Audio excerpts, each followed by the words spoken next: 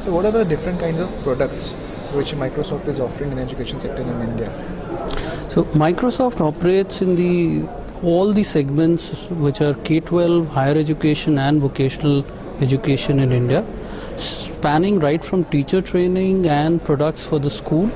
We also have products which cater to solutions for universities, their higher education institutions and skill development across the spectrum. So the focus right now is to ensure that everybody has access to the requisite software which would enable them to realize their potential.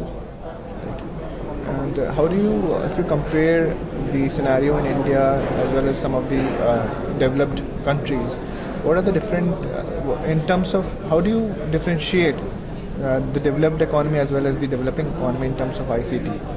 Sure. So in fact, if you look at it, there could be three broad parameters on which you can do a comparison with the developed economies. Number one is infrastructure. And as you are aware, India is still on the stage where infrastructure is being built out. The last 11th five-year plan specifically focused on increasing the number of institutions and also ensuring that more and more people can get access to these institutions. The second aspect or the parameter which we can look at is the e-readiness index. And if you look at e-readiness, it is basically defined by terms of the capacity of teachers to teach anything which is using digital content, using aspects which are related to assessments, as well as finally how do you look at these students getting certified globally.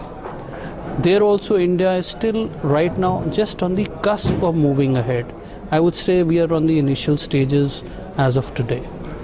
So there's a lot of catching up, I guess, that we ought to do. And what are the major challenges available in India in education sector? So I would broadly put it as, let me state it this way. One is in terms of the quality aspect. So quality is something that requires to be done right from school education to higher education. Number two is capacity building of all the people involved. It may be education administrators, it may be the teachers or the faculty who are teaching, or it could also be the headmasters.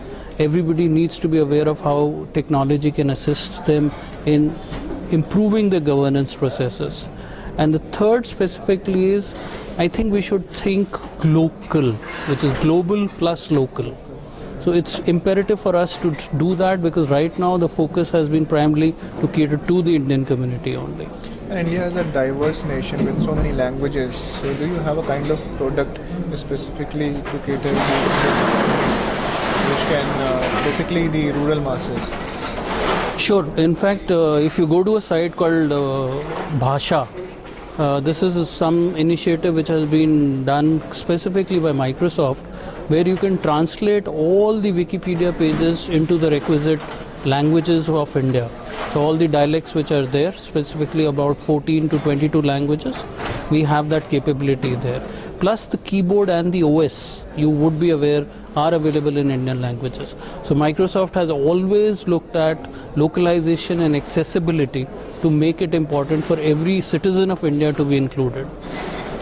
And how have your experience, overall experience in WS been today?